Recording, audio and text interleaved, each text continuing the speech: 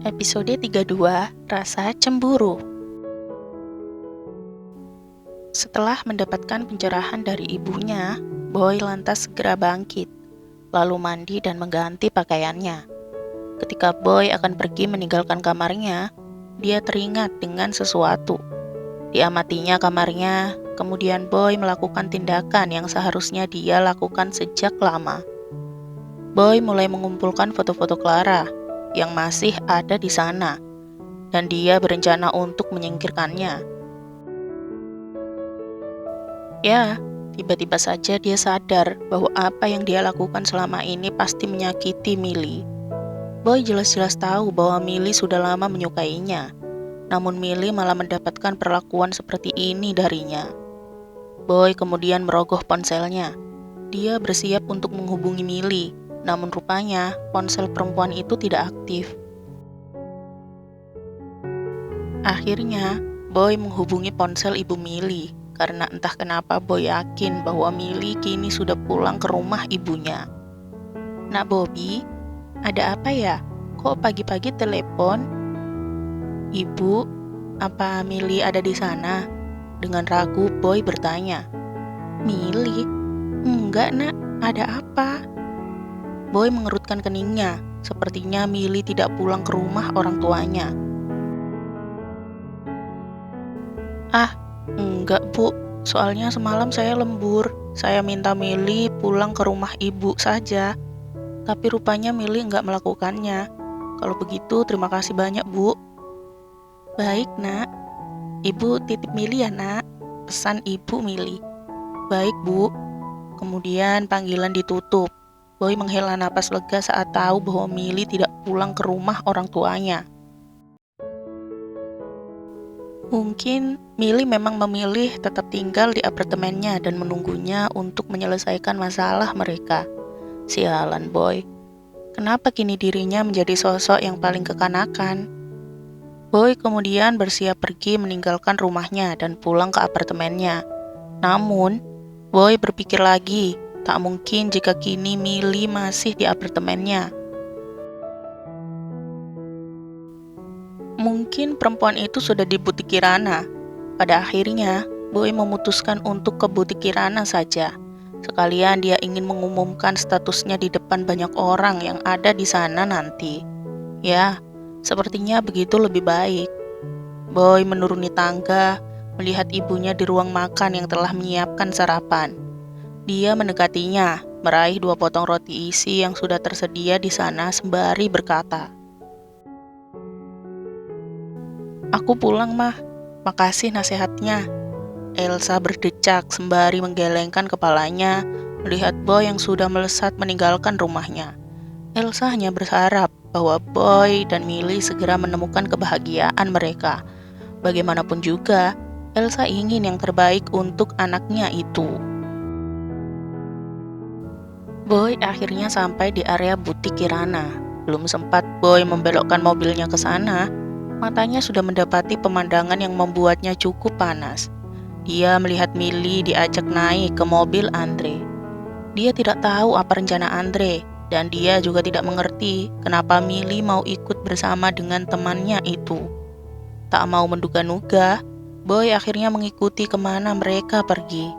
Pada akhirnya, mereka berhenti di sebuah taman kota.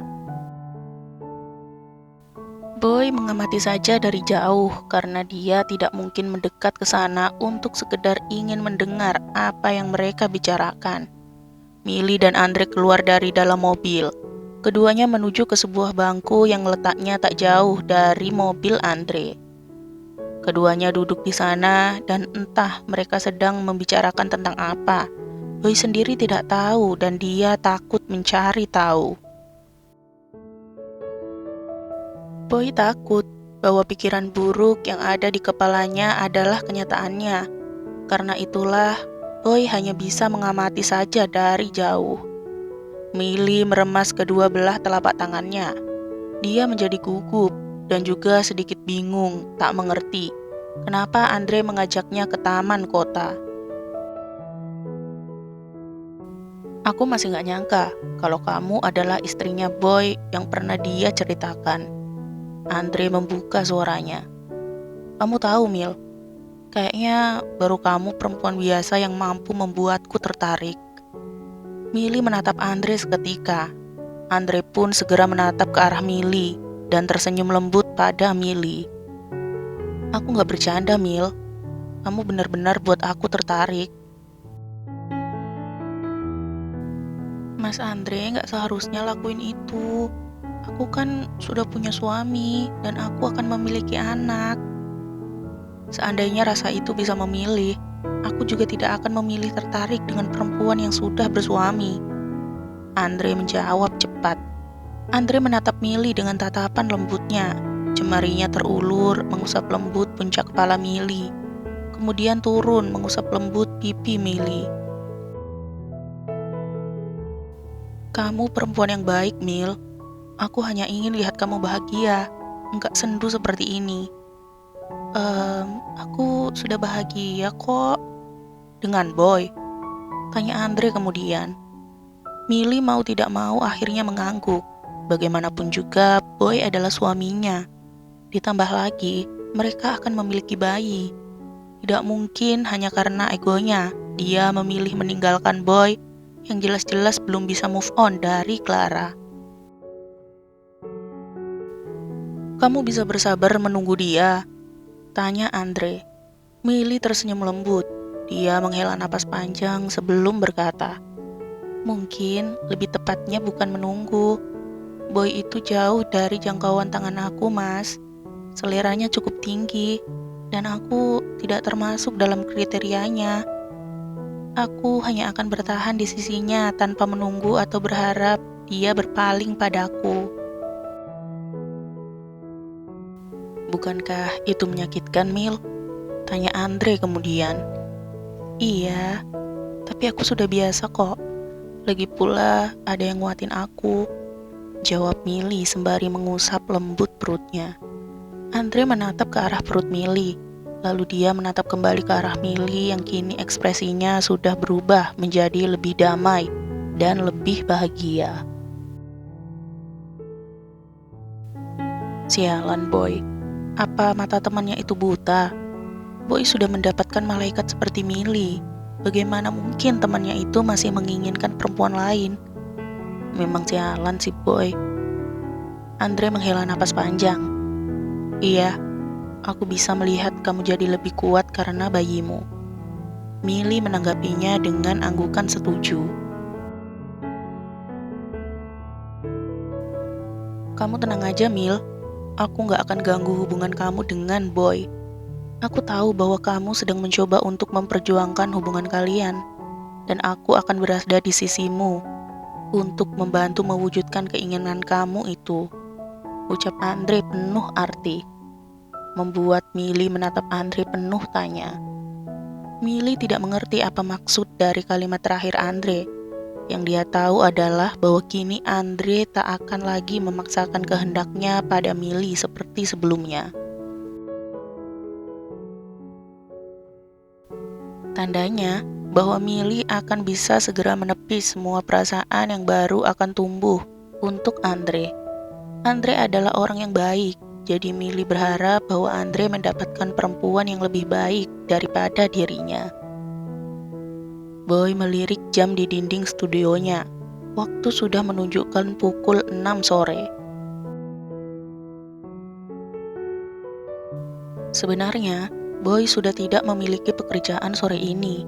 Atau bisa dibilang sepanjang hari ini Boy sedang tidak menerima pekerjaan apapun. Dikarenakan suasana hatinya yang sedang buruk sepanjang hari ini setelah dia melihat bagaimana dekatnya interaksi antara Mili dengan Andre. Jujur saja, Boy cemburu. Ya, akhirnya kini dia mau mengakui bahwa dirinya cemburu melihat kedekatan Mili dengan pria lain. Boy sudah memiliki perasaan untuk Mili, jadi Boy harus mengakui hal itu. Boy menghela napas panjang. Mau tidak mau, dia harus pulang lalu menyelesaikan masalahnya dengan Mili. Mau sampai kapan dia akan menghindar seperti ini terus? Pada akhirnya, Boy bangkit dan dia memutuskan untuk benar-benar pulang. Dia harus berbicara dengan Mili. membicarakan tentang masa depan hubungan mereka. Ya, harus. Sampai di apartemennya, Boy melihat Millie baru duduk di meja makan dengan sebuah mangkuk yang mengepul di hadapannya. Perempuan itu tampak sederhana dengan pakaian rumahannya. Millie tampak tak menyadari kehadiran Boy. Pada akhirnya, Boy mendekat ke arah Millie dan duduk begitu saja di kursi di hadapan perempuan itu. Boy? Millie tampak terkejut melihat kehadiran Boy. Iya, aku. Kenapa? Kamu kayaknya kaget. Aku pikir kamu gak pulang. Makanya aku gak masak. Ini cuma buat mie instan, ucap Millie sembari menunjukkan mie instan buatannya. Kenapa makan mie instan? Terlalu sering makan mie gak baik buat kamu dan bayi kita. Aku lagi pengen saja, lirih Millie yang tampak menunjukkan ekspresi penyesalannya. Ya sudah, kalau begitu habiskan saja. Kamu gak mau? Tawar Millie pada Boy. Enggak, aku sudah makan. Boy bohong. Dia hanya ingin melihat Millie memakan makanan itu dengan lahap. Karena entah kenapa melihat Millie yang seperti itu membuat Boy bahagia dan lega. Millie adalah perempuan yang sederhana. Dia tak banyak menuntut apapun, bahkan dengan semangkuk mie instan saja. Perempuan ini sudah tampak berbinar bahagia. Bagaimana mungkin selama ini Boy mengabaikan hal itu? Bagaimana mungkin selama ini Boy menutup matanya atas kehadiran Millie yang begitu berarti untuknya? Bersambung, nantikan episode 3-3-nya ya. Jangan lupa like, komen, share, subscribe, dan nyalain loncengnya agar nggak ketinggalan upload cerita-cerita selanjutnya. Bye-bye.